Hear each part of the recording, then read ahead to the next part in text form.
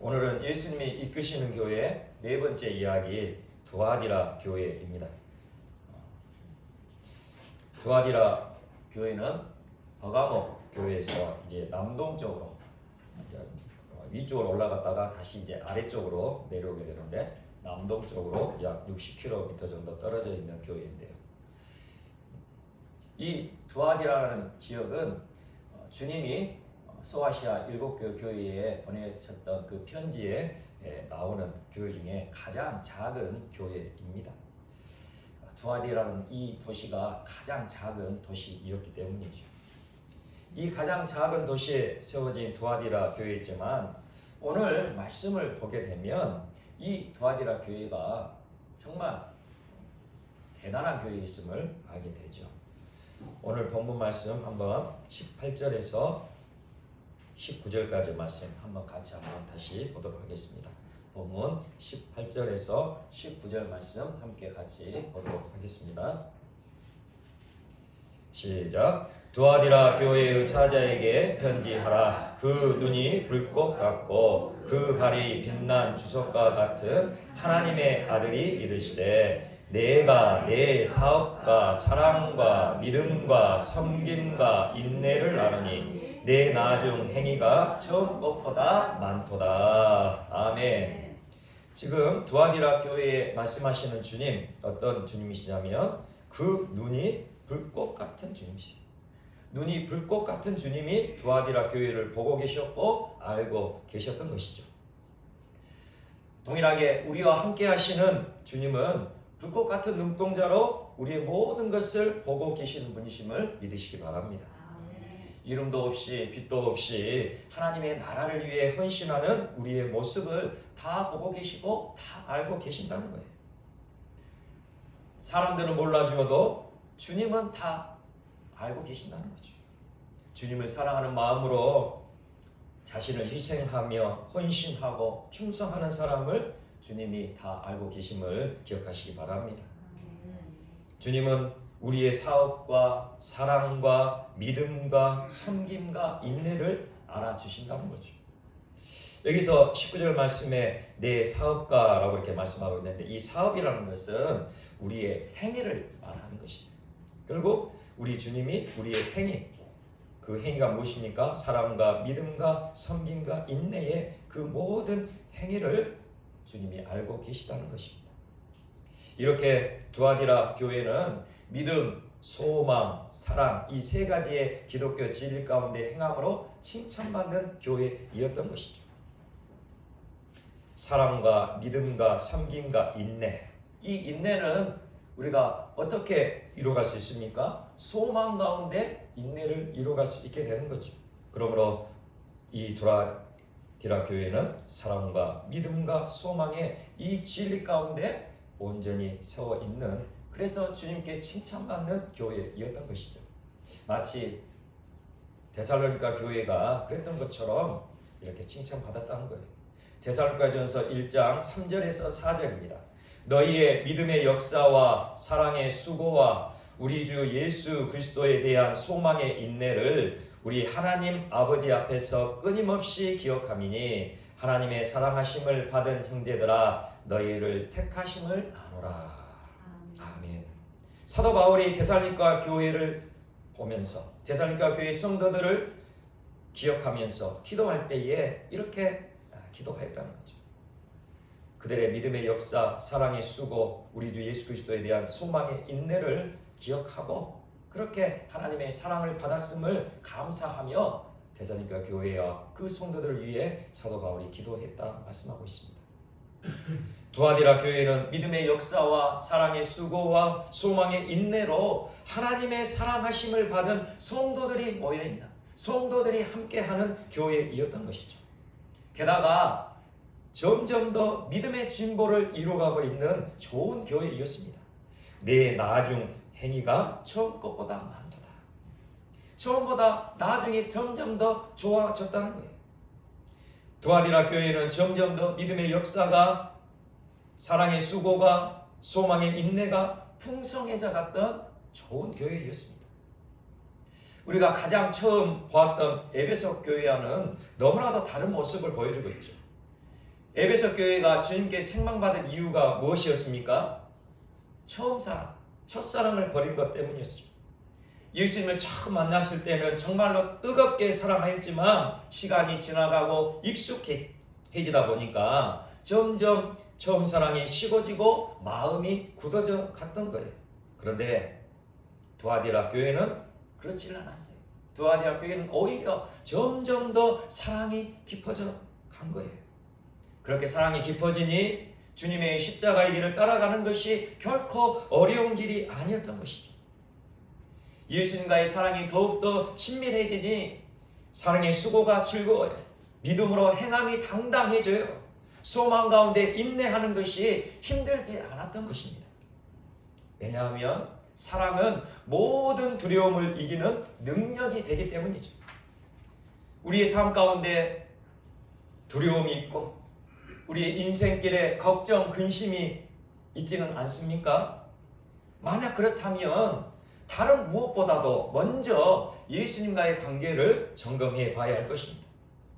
나를 구원하시기 위해 십자가에 못 박히신 예수님을 내가 정말로 사랑하고 있는지를 확인해 봐야 된다는 거죠. 요한일서 4장 18절에 이렇게 말씀하고 있어요. 사랑 안에 두려움이 없고, 사랑 안에 두려움이 없다는 거예요. 사랑 안에 두려움이 없고 온전한 사랑이 두려움을 내어 쫓나니 두려움에는 형벌이 있습니다. 두려워하는 자는 사랑 안에서 온전히 이루지 못하였느니라. 아멘. 우리가 예수님을 믿고도 여전히 두려움에 휩싸여 있고 세상 걱정, 염려에 전전긍긍하고 있는 것은 내 자신이 사랑 안에 살아가고 있지 못함을 반증하고 있다는 것을 우리는 깨달아 알아야 된다는 것입니다. 우리가 예수님을 사랑하면 그 사랑 안에서, 예수님을 사랑하는 그 사랑 안에서 두려움, 걱정, 근심은 다 사라지게 되는 거예요. 세상 사람들, 예수님을 믿지 않는 사람들은 주님을 사랑하지 않는다 하더라도 우리 주님은 애통하는 마음으로 그들을 사랑하시는 주님이세요. 그런데 하물며 주님을 사랑하는 우리를 주님께서 어찌 가만 내두시겠습니까? 주님을 뜨겁게 사랑하는 우리에게 참된 안식과 평강으로 채워주시는 주님이심을 믿으시기를 소망합니다. 예수님을 뜨겁게 사랑하며 믿음의 역사와 사랑의 수고와 소망의 인내를 이루어가는 우리 모두를 주님이 붙들어 주시고 능력으로 이끌어 주실 것입니다. 그런데 문제는 두아디라 교회에도 주님이 책망하실 수밖에 없는 문제가 발생했다는 거예요. 그러니 우리도 방심하거나 자만해서는 결코 안 될 것입니다. 지금 상황이 이러니 어쩔 수 없는 거지. 이렇게 방심해서는 안 된다는 거예요. 이 정도 했으면 됐지. 얼마나 더 하라는 거야. 결코 자만해서는 안 될 것입니다. 주님께 대단한 칭찬을 받았다. 내 나중 행위가 처음 것보다 많도다. 이처럼 대단한 칭찬을 받았던 두아디라 교회라도 한순간에 무너질 수 있다는 사실을 우리는 알아야 된다는 거예요. 자칭 선지자라는 이세벨이라는 여자가 나타났어요. 이 이세벨이라는 여자가 두아디라 교회에 와서 성도들의 믿음을 미혹시키기 시작했습니다. 오늘 본문 20절 말씀 다시 한번 함께 보도록 하겠습니다. 20절입니다. 시작. 그러나 내게 책망할 일이 있노라. 자칭 선지자라 하는 여자 이세벨을 내가 용납하니니 그가 내 종들을 가르쳐 깨어 행음하게 하고 우상의 제물을 먹게 하는도다. 아멘. 원래 이세벨은 어떤 여인이었습니까? 이세벨 시돈의 왕 엣바알의 딸이었죠. 이방나라 시돈의 그 공주이었던 이세벨, 북이스라엘의 와왕과 결혼하고 와왕의 아내가 되어서 북이스라엘의 왕비가 되었습니다. 그런데 이 아왕 때에 북이스라엘의 신앙이 가장 처참하게 무너졌던 때였습니다. 그 이유를 보게 되면 바로 이 아왕의 아내 이세벨의 영향 때문이었음을 알게 되죠. 이세벨의 아버지의 이름이 엣발이에요. 엣발. 이 이름의 뜻이 무엇이냐면 바알의 종이라는 뜻이에요. 이세벨 아버지의 이름이 엣발. 이 엣발, 이 아버지가 원래 무슨 일을 했냐면 바알의 제사장이었어요. 바알에게 제사를 드리는 가장 우상숭배에 앞장섰던 바알의 제사장이었던 이 엣발이 반역을 일으켜서 시돈 왕이 되었던 거예요. 그리고 그의 딸이 이제 북이스라엘의 왕비가 되자 어떻게 됐습니까? 시돈 땅에서 섬기던 바알과 아세라 우상이 이스라엘로 물밀듯이 들어오게 된 거예요. 바로 이세벨에 의하여서 우상이 북이스라엘로 들어오게 되고 우상 숭배가 극심하게 되어진 거죠. 그렇게 이스라엘은 하나님과 멀어져 갖고 몰락의 길로 빠져 들어가게 된 것입니다. 그런데 이 두아디라 교회에 이세벨이라 칭하는 여자가 나타났다는 거예요. 이세벨과 같이 성도들을 미혹시켜서 온갖 행음과 우상을 섬기게 만들었다는 것입니다. 두아디라, 아까 말씀드린 것처럼 아주 작은 도시였지만 이 작은 도시에서는 상업이 굉장히 성행했다고 그래요. 청동 제품을 만들고 가죽 제품을 만들고 염색 제품을 만들어서 모직 섬유를 만드는 정말 그런 다양한 그 상업들이 번성하였는데, 이렇게 상업이 번성하게 되었을 때에 상업 단체가 조직되어 있던 곳이 바로 두아디라 지역이라는 거죠. 제가 지난번에 말씀드린 것처럼 그 당시 상업 조직인 길드라는 조직이 이 두아디라 지역에도 있었다는 거예요. 이 길드라는 상업 조직에 가입되어야 그 당시에 상인들이 그 모든 상업을 이루어갈 수 있었던 때였죠. 길드라는 상업 조직에 가입되지 않는다면 그 누구도 상업을 할 수 없는 그 시대 가운데 두아디라 교회의 성도들이 미혹받는 일들이 이 이세벨로 인하여 일어나게 된 거예요. 그 당시 이 길드라는 상업 조직에 가입하고 길드의 모임을 갖게 되면 필수적으로 우상 숭배를 하게 되었다는 거예요. 길드 모임을 갖고 나면 반드시 아폴로 신전에 가서 신전 창기들과 음행을 하고 우상을 섬기는 우상 숭배를 했어야만 했던 거예요. 그러니 두아디라 교회 성도들은 어떻게 했습니까? 길드에 가입을 할 수가 없는 거죠. 길드에 가입하면 무조건 우상 숭배에 참여를 해야 된다는 거예요. 행음을 해야 되고 우상 숭배를 해야 되니 두아디라 교회 성도들은 삶을 못해서 먹고 사는 문제에 어려움에 처했을지라도 결코 길드에 가입할 수가 없었다는 거예요. 오직 예수님만을 주님이라 고백하는 그리스도인으로서의 그 믿음을 지켜야 했기 때문이죠. 그런데 자칭 선지자를 하는 이세벨이라는 여자가 두아디라 교회에 와서는 이렇게 말하는 거예요. 그렇게 하지 않아도 돼. 그렇게 미혹한 거죠. 하나님은 사랑의 하나님 아니시냐? 독생자 예수 그리스도를 주시기까지 그렇게 사랑의 하나님이신데 하나님의 자녀들, 우리 성도들이 못 먹고 못 입고 힘들게 살아가는 것을 기뻐하시겠느냐? 그렇게 말하는 거예요. 그러니 먹고 살려고 길드에 가입하는 것은 죄가 아니라는 거죠.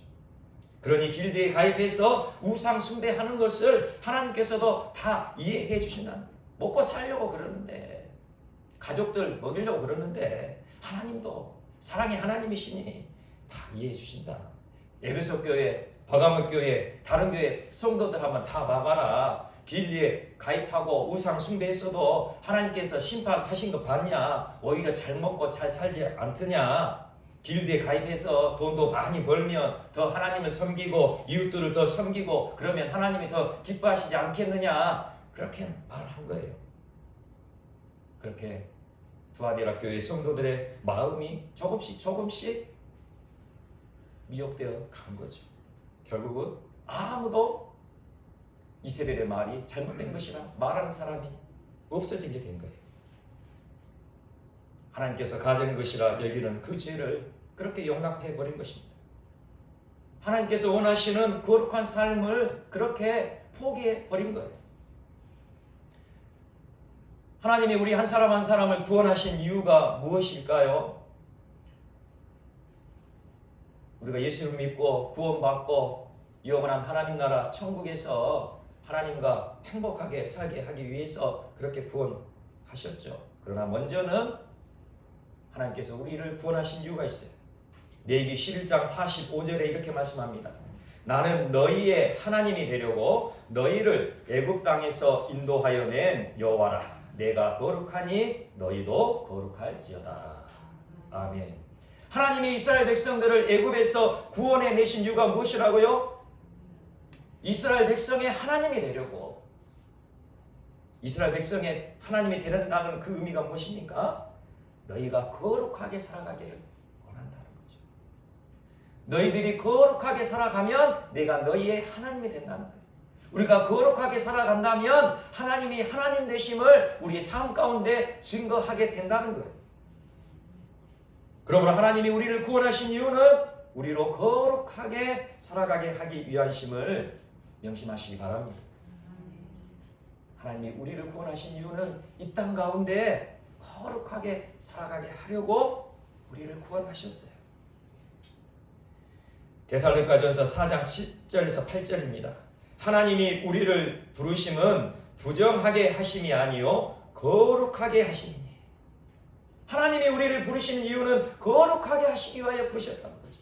그러므로 저버리는 자는 사람을 저버리는 것이 아니요 너희에게 그의 성령을 주신 하나님을 저버림이니라. 하나님이 우리를 부르시고 구원하신 것은 거룩하게 살게 하시려 하는 건데 우리가 예수를 믿고도 거룩한 삶을 살아가지 않는다면, 거룩한 삶을 저버린다면 하나님을 저버린 것이라 그렇게 말씀하시고 계세요. 그러므로 저버리는 자는 사람을 저버림이 아니요 너희에게 그의 성령을 주신 하나님을 저버림이라. 거룩한 삶을 살아가지 않는 그 삶은 하나님을 저버리는 삶인 것이죠. 이처럼 거룩한 삶을 저버린 두아리라 교회에 주님은 불같은 책망을 하셨어요. 먼저는 두아리라 교회 안에 거룩한 삶을 포기하게 만든 이세벨이라는 여자에게 엄중한 책망을 하시는데요. 주님의 책망이 참으로 두려워 떨 정도입니다. 사랑의 주님께서 이렇게 강력하게 책망을 하는 것은 무슨 이유입니까? 죄에 넘어지고 거룩한 삶을 포기해버린 성도들이 얼마나 심각한 상황에 처해 있는지를 알아야 되겠기 때문입니다. 또한 회개하지 않는 완고한 마음이 얼마나 주님의 마음을 고통스럽게 하고 진노하게 하는지를 알아야 하겠기에 이렇게 엄하게 책망하고 계시다는 거죠. 22절 말씀을 보게 되면 주님께서는 이미 이세벨에게 회개할 기회를 주셨음을 우리가 알게 됩니다. 21절 말씀에 이렇게 말씀합니다. 또 내가 그에게 회개할 기회를 주었으되 자기의 음행을 회개하고자 하지 아니하는도다. 이세벨이라는 여자에게 자신이 저지른 그 일이 잘못된 것임을 분명히 알려주셨어요. 다른 사람을 통해 알려주셨든지 아니면 말씀으로 깨닫게 하셨든지 주님은 분명하게 이 이세벨에게 그 잘못을 알게 하셨다는 것이죠.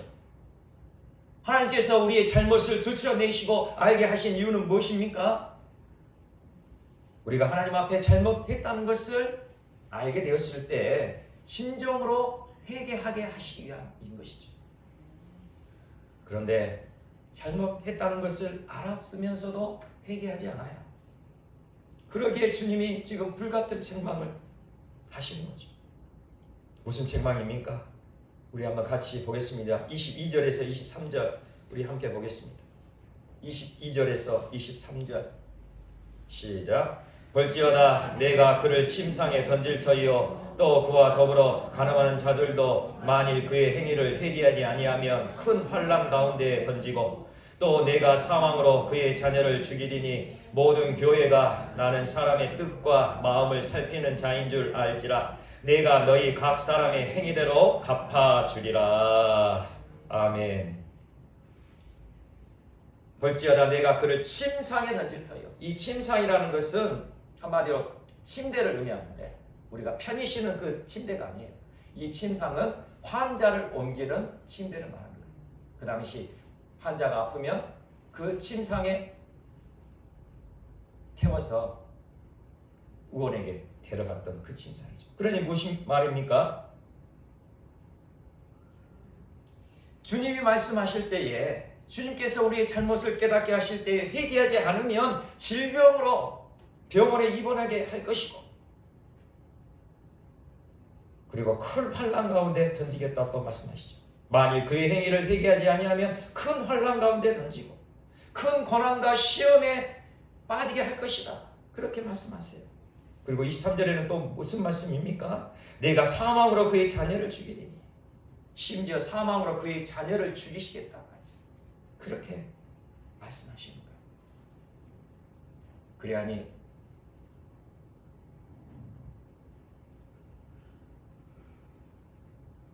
그러므로 우리 안에 있는 죄를 결코 가볍게 생각해서는 안 되는 것입니다. 이 땅에서 그럭저럭 살만하다 하여 내 안의 죄를 해결하지 않고 어물쩍 넘어가려 해서는 안 된다는 거죠. 죄와 피를 흘려 싸우기까지 이길 때까지 회개해야 하는 것입니다. 하지만 믿음으로 든든히 세워져가는 두아디라 교회는 이세벨이라는 한 사람으로 인하여 교회의 기초가 뿌리채 흔들릴 위기에 처해졌던 것이죠. 로마서 5장 19절에 이렇게 말씀합니다.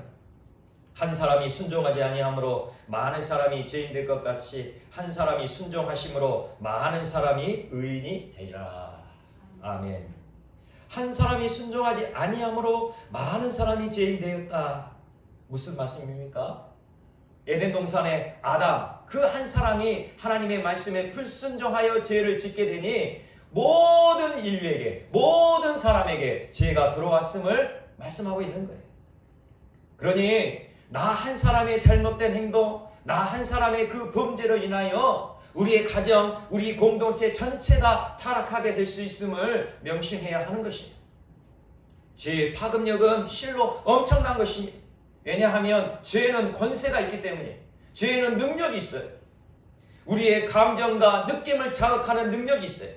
그리고 또한 죄의 기회는 실제로 우리의 삶에 많은 유익과 기쁨을 가져다 주기도 합니다. 고통스럽게 인내하지 않아도 돼요. 힘들게 엎드려 기도하지 않아도 돼요. 죄의 기회를 타서 죄에 대해서 용납하기만 하면 한 번에 모든 것을 다 얻을 수도 있기 때문입니다. 한 번 눈 감으면 내가 얻고 싶은 것을 얻을 수도 있는 것이 바로 이 죄의 기회인 거예요. 하지만 이 죄에 대한 대가가 분명히 있고 회개하지 않는 굳은 마음을 다루시는 징계가 있음을 우리는 알아야 돼요. 그래서 우리는 끊임없이 죄와 싸우고 이겨내는 우리 모두가 되어야 된다는 것입니다. 그렇게 우리가 죄에 대하여 끊임없이 싸우고 이겨내고 나 한 사람이 순종하는 믿음으로 세워져 갈 때 나 한 사람의 믿음으로 우리의 가정이 우리의 공동체가 살아나는 놀라운 역사가 일어날 줄 믿습니다. 한 사람이 순종하심으로 많은 사람이 의인이 되리라. 예수 그리스도께서 하나님 아버지의 뜻에 순종하셔서 십자가를 짊어지심으로 많은 사람을 구원해내신 것처럼 나 한 사람이 하나님의 말씀에 순종하여 죄와 피 흘려 싸우기까지 이겨내면 우리의 가정과 우리의 교회와 이 나라 이 땅이 놀랍게 변화되어지고 세워져 가게 될 것입니다.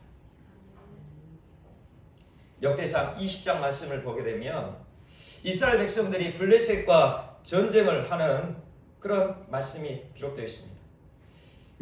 이스라엘 백성들 끊임없이 블레셋과 전투를 했는데요.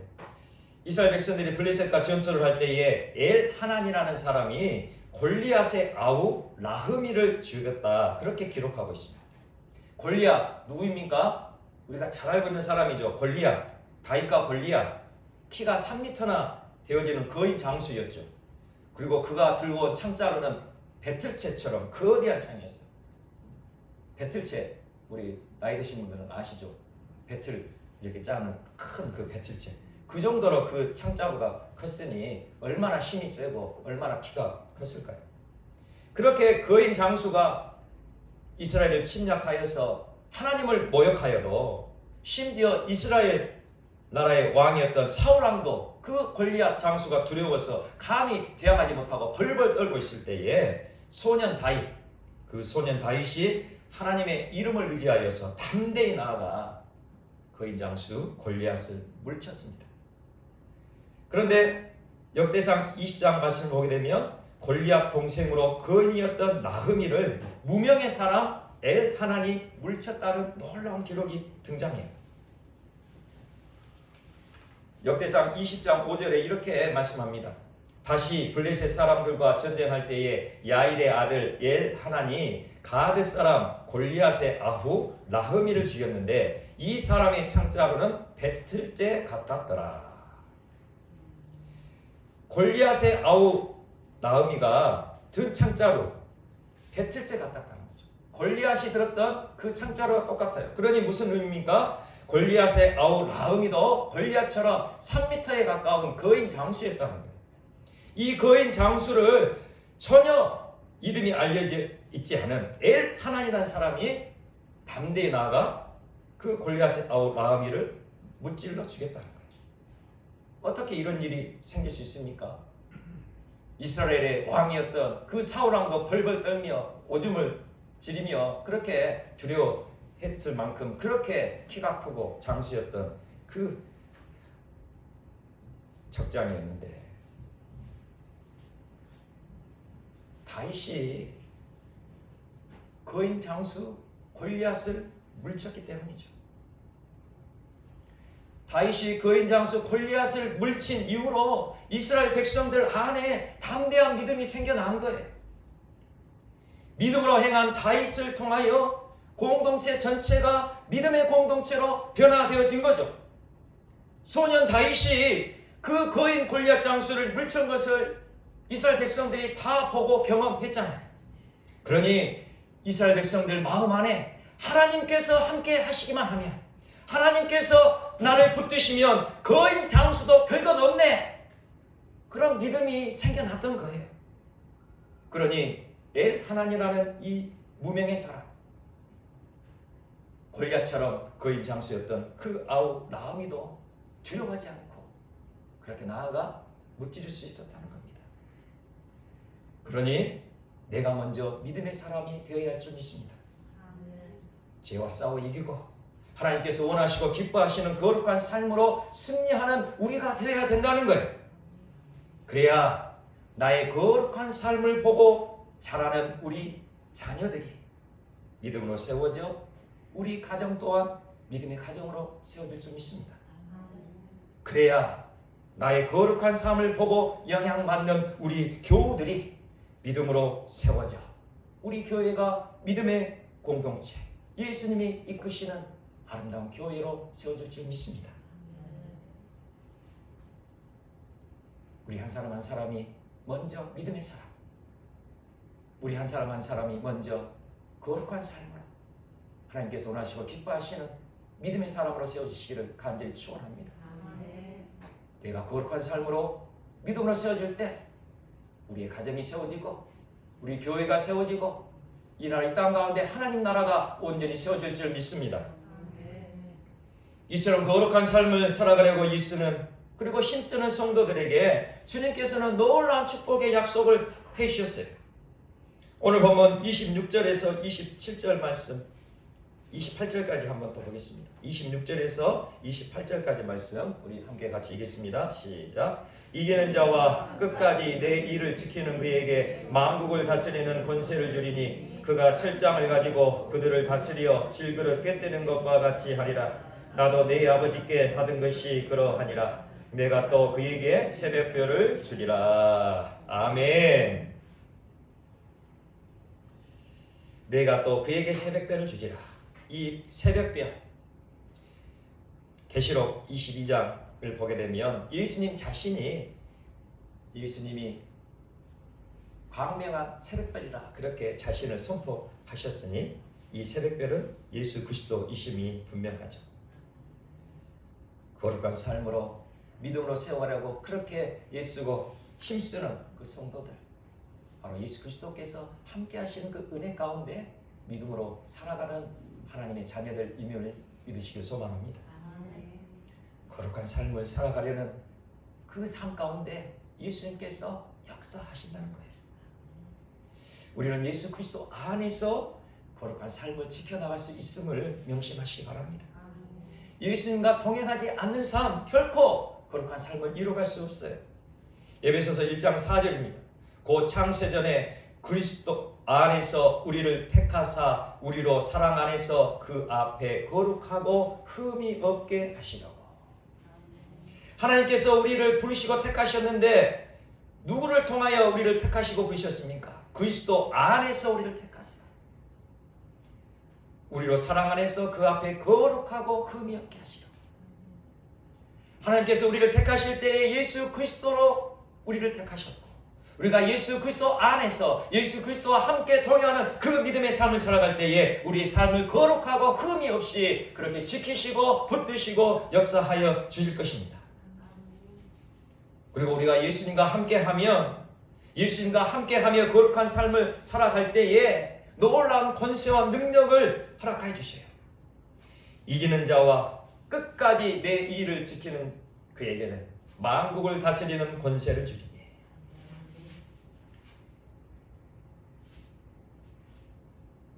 피 흘리기까지 죄와 싸워 이기는 자, 그리고 끝까지 내 일을 지키는 자.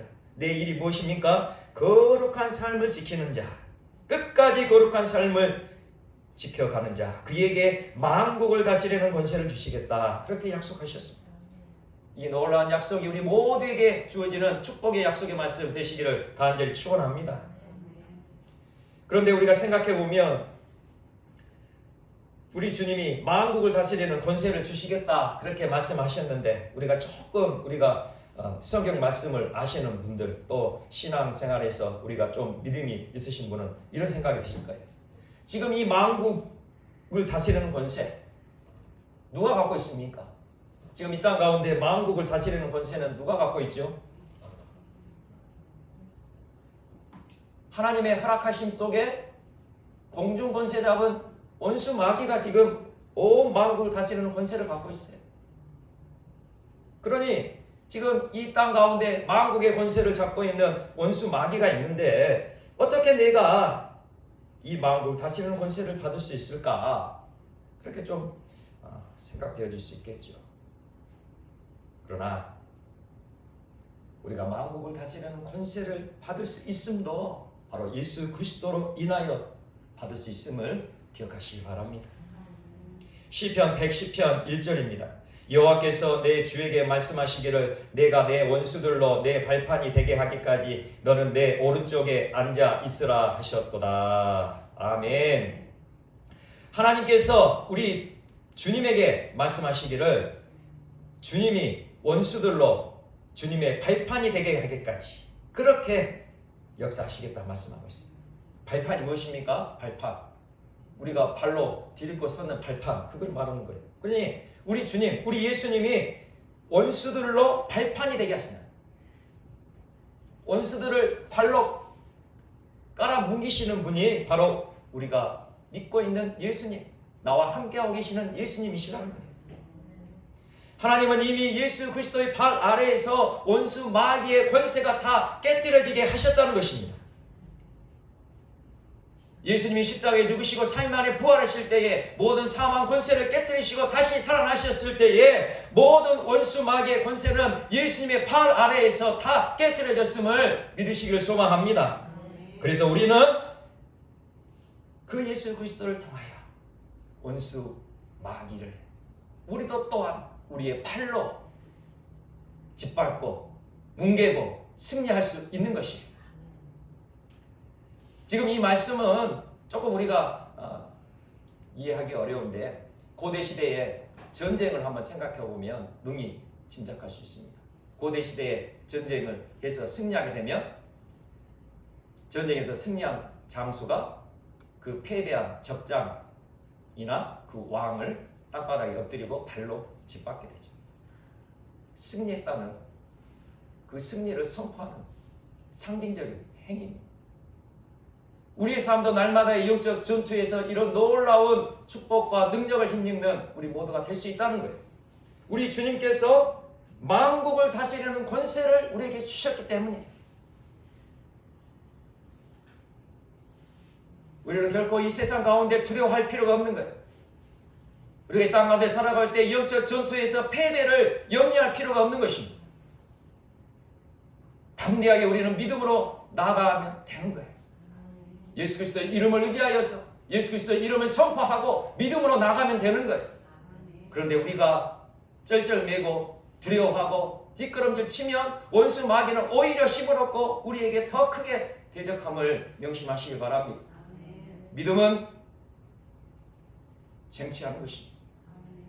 믿음으로 나아가야 하나님이 약속하신 그 놀라운 능력과 권세를 우리가 받아 누릴 줄 믿습니다. 이미 주님이 우리에게 만국을 다스리는 권세를 주셨어요.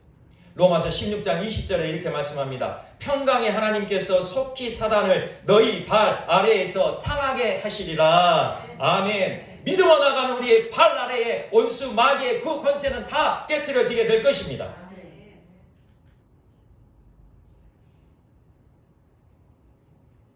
왜입니까? 오늘 18절 말씀에 두아디라 교회에 말씀을 주시는 주님이 어떤 주님이십니까? 그 발이 빛난 주석과 같은 하나님의 아들이 이르시되, 주님의 발은 빛난 주석이라 그렇게 말씀하고 있어요. 주석, 강한 발이잖아요. 그 발이 빛난 주석과 같은 하나님의 아들이 우리와 함께 하셔서 그 강한 주석과 같은 발로 모든 원수 마귀의 권세를 깨뜨리시고 우리에게 만국을 다스리는 권세를 주셨음을 확신하시기를 바랍니다. 예수님과 동행하는 우리 모두에게 주신 놀라운 축복의 은혜요 능력이요 권세인 것입니다.